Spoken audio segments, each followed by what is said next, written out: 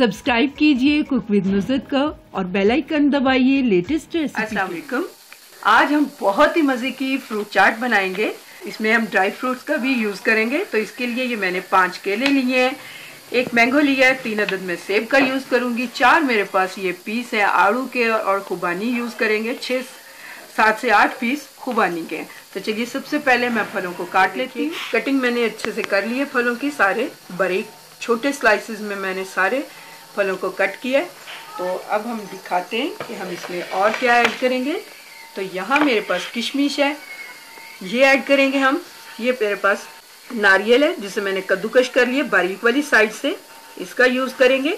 6 से 7 खजूरें हैं, इन्हें मैंने बारीक कट किया हुआ है। और बादाम है जिन्हें मैंने पानी में भिगोकर इनको इस तरह बारीक स्लाइसेस में कट कर लिया हुआ है। तो सबसे पहले मैं ये सारी चीज़ें इस चाट में ऐड कर दूंगी। थोड़े से स्पाइसेस में मैं इसमें थोड़े से स्पाइसेस यूज़ करूंगी। 2 पिंच के करीब मैंने इसमें नमक ऐड किया है। 1/4 टीस्पून मैं इसमें डाल रही हूँ काली मिर्च। ये डालने के बाद 2 टेबलस्पून भर के मैं इसमें चीनी ऐड करूंगी।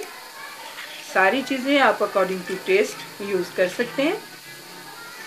तो इसको अच्छे से हम मिला लेंगे। ये देखिए मिक्सिंग मैंने अच्छे से कर ली है। तो मैंने थोड़े से ये ड्राई फ्रूट्स ऊपर से रखे हैं गार्निश करने के लिए, इनको डाल देंगे। थोड़ा सा पिसा हुआ खोपरा इस तरह से नज़र आता हुआ अच्छा लगेगा ये, और थोड़ी सी इस तरह से खजूरें। नारियल तो इसमें बहुत ही टेस्टी लगता है, इसे कद्दूकश करके डालिए, बहुत ही अच्छा लगेगा।